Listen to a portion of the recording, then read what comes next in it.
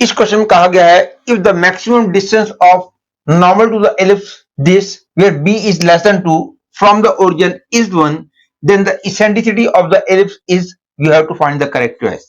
पहली बात तो ये देख सकते हो कि this is a horizontal ellipse क्योंकि b लेस देन 2 दे रखा है और क्वेश्चन में कहा गया है कि एलिप्स के सारे नॉर्मल्स का ओरिजिन से हम डिस्टेंस निकालते हैं और हमने देखा कि maximum distance of normal from origin is 1। तो इस बात को यूज करते हुए हमने इसेंट्रिसिटी निकालनी है। The graph of the question is, ये एक एलिप्स है, ये कोई नॉर्मल है और ये डिस्टेंस मैक्सिमम है और ये 1 दे रखा है। ये तो आपको पता ही होगा कि parametric coordinate of any point on the ellipse is a cos theta,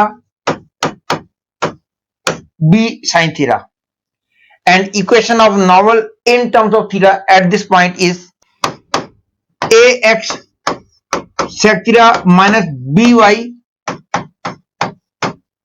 cos theta is equal to a square minus b square। अब मैं इसका ओरिजिन से डिस्टेंस निकालूंगा और उस डिस्टेंस को मैक्सिमाइज करूंगा। यहां पे क्लियर है कि a की वैल्यू 2 है, b तो b ही है, तो equation of normal becomes 2x sec theta minus by cos theta is equal to 4 minus b square। तो L is equal to 0 minus 0 minus 4 minus b square upon under root 4 secant square theta plus b square cosecant square theta। तो क्योंकि b square 4 से छोटा है इसलिए numerator बन गया 4 minus b square upon under root 4 secant square theta plus b square cosecant square theta. तो क्योंकि मेरे को L की मैक्सिमम वैल्यू चाहिए, L मैक्सिमम तब होगा जब डिनोमिनेटर मिनिमम हो जाएगा। तो मेरे को तो लगाना है कि इसकी मिनिमम वैल्यू क्या है। उस मिनिमम वैल्यू को मैं यहां पुट करूंगा तो ये जो वैल्यू आएगी वो मैक्सिमम वैल्यू ऑफ L होगी और उसको मैं 1 के बराबर रख दूंगा तो मेरे को b की वैल्यू मिल जाएगी। तो इसके लिए मेरे को सबसे पहले अब इसका मिनिमम वैल्यू चाहिए। 4 secant से तेरा प्लस b स्क्वायर, इसका नाम मैं s रख देता हूं।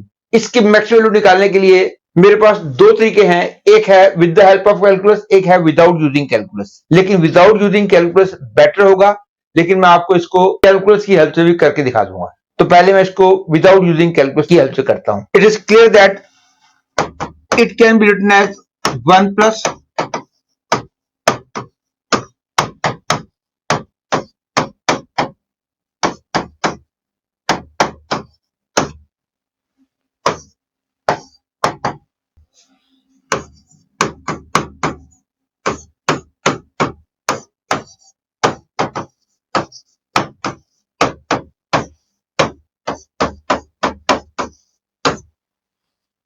अब मैं इसकी मिनिमम वैल्यू निकालने के लिए मैं am greater than equal to gm वाला कॉन्सेप्ट लगाऊंगा। It is clear that 4 tan theta plus b square cos theta by 2 is greater than equal to under root 4 tan theta into b square cos theta. This is 4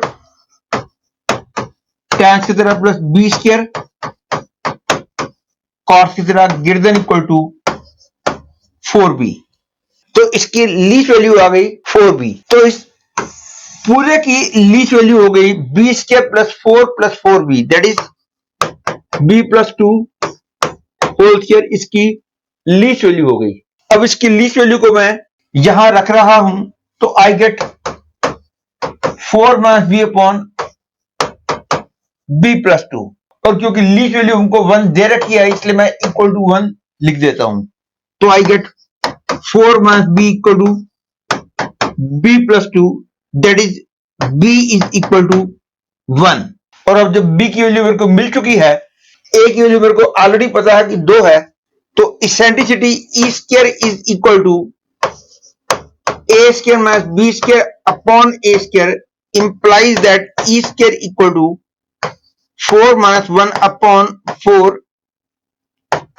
that is e square equal to 3 by 4, that is equal to under root 3 by 2. Hence second choice is the correct choice.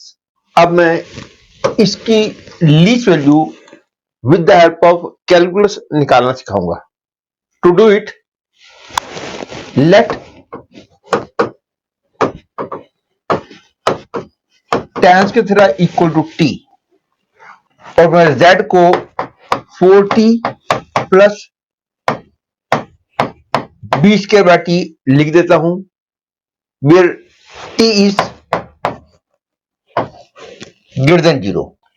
तो dz by dt की वैल्यू हो गई 4 minus b square by t square और उसको मैंने 0 put कर दिया, तो टी स्क्वायर की वैल्यू आ गई b square by 4, that is t हो गया बी बाय 2। और ये भी क्लियर है, double derivative for t equal b by 2 positive आएगा, तो इसका मतलब हो गया टी इक्वल बी बाय 2 के लिए जेड की वैल्यू लीस्ट हो जाएगी।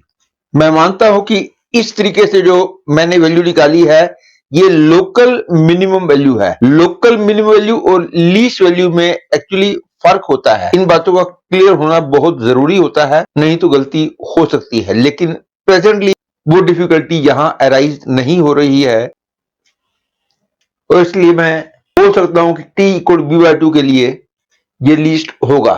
ये लोकल मिनिमम वैल्यू और लीस्ट वैल्यू में यदि आपको डिफरेंस क्रिस्टल क्लियर नहीं है तो आपको मेरा जेई लेवल का मैक्सिमम मिनिमा का वीडियो लेक्चर देखना होगा। अब t की वैल्यू मैं b बाय 2 रखूंगा तो जो z की वैल्यू आएगी वो लीस्ट वैल्यू ऑफ z होगी।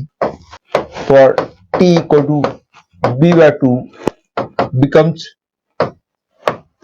2b plus 2b that is 4b, और यहां पे भी लीस्ट वैल्यू 4b ही आई थी और इसके आगे तो वही स्टेप्स है। मैंने केवल लीस्ट वैल्यू को कैलकुलस की हेल्प से निकाला है और पिछली बार मैंने एएमजीएम वाले कॉन्सेप्ट से निकाला था।